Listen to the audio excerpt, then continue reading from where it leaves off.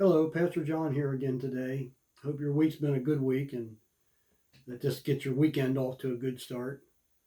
I want to think about today the word power.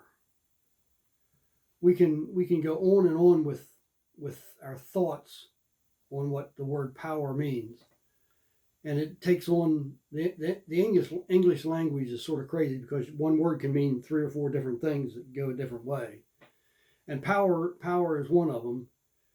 When we think of power, we think of how powerful a car is. You know, they make cars with great big giant engines in. They can go 200 miles an hour or more. You think of the word weather. You know, we're in the middle of winter. Well, we're not, I guess, in a couple of weeks into winter now. And it can be 50 degrees one day and 20 the next day. It can be sunny one day and a blizzard the next. So we don't know what the weather's going to bring. There's no way to stop it. We can get an umbrella to keep the rain off our head. We can buy a snow shovel to shovel the snow off the driveway, but we can't stop it from falling. We think about the word power concerning prayer and the power of prayer. But I want to think, though, of the powers that are set forth by God. What brought this on was someone asked me just recently about what our attitude should be toward political leaders and those that are in office now and those that are running for office as we are now a week into an election year.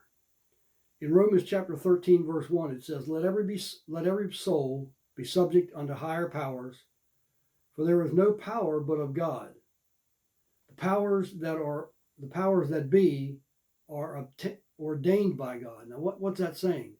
That's telling me that as a Christian, I'm to obey, respect, and pray those that have rule over me. Why? Because it's God. We voted. You did your job of voting, but God's the one that allowed it to go through and have them elected. God sets them up. God tears them down. And since it's God that sets them up and tears them down, it's my job to be obedient to God and pray for them, respect the office. But this person said, I just don't agree with what our president says and what our president does sometimes. I don't agree with the language at all the times. And I don't agree with his social media all the time.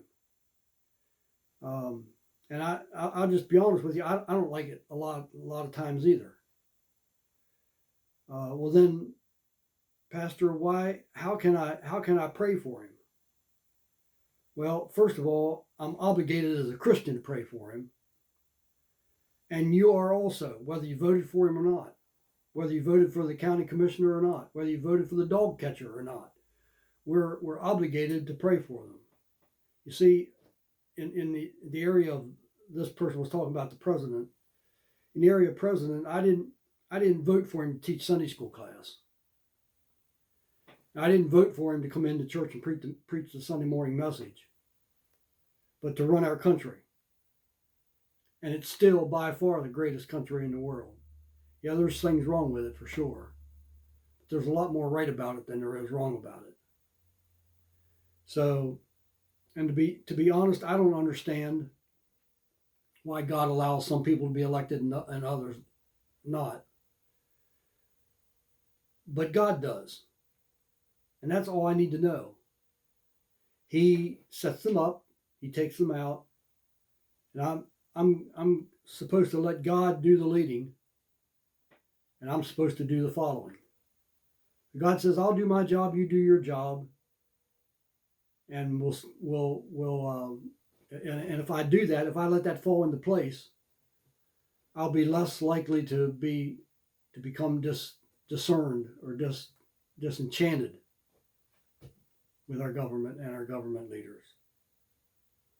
So with that powerful God,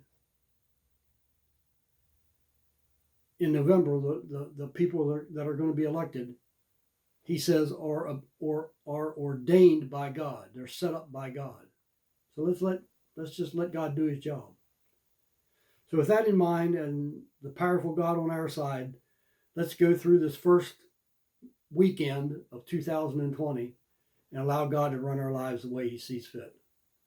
And may God bless.